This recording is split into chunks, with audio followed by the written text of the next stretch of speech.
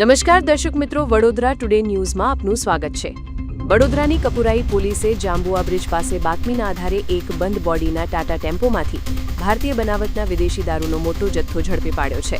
પોલીસે ચેકિંગ દરમિયાન ટેમ્પોમાંથી royal select deluxe વિસ્કીના 1728 પ્લાસ્ટિકના ક્વાર્ટર કિંમત ₹2,59,200, એક ટેમ્પો કિંમત ₹5 લાખ અને એક મોબાઈલ ફોન કિંમત ₹5,000 મળીને કુલ ₹7,64,200નો મુદ્દામાલ કબજે કર્યો છે।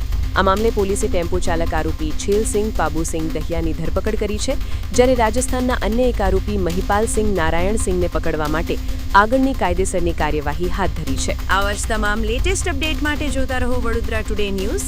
નવું વર્ષ એટલે કે વિક્રમ સંવત 2082ના શરૂઆતથી વડોદરા ટુડે ન્યૂઝ ચેનલના ગુજરાત રાજ્યના તમામ શહેરના, તાલુકા, જિલ્લાના દર્શક મિત્રોને ખાસ વિનંતી કે અમારા વડોદરા ટુડે ન્યૂઝના તમામ સમાચાર જોવા માટે હવે અમારા ફેસબુક, યુટ્યુબ, ઇન્સ્ટાગ્રામના પેજને લાઇક કરો, શેર કરો, સબસ્ક્રાઇબ કરો અને કોઈપણ સમાચાર અને જાહેરાત અને તમારા વિસ્તારમાં કોઈપણ જાતની ગેરકાયદેસર પ્રવૃત્તિઓ ચાલતી હોય અને ભ્રષ્ટાચારની પોલ ખોલવી હોય તો અમારા વોટ્સએપ નંબર 9687328624 અથવા તો 9687906224 પર સંપર્ક કરવા વિનંતી।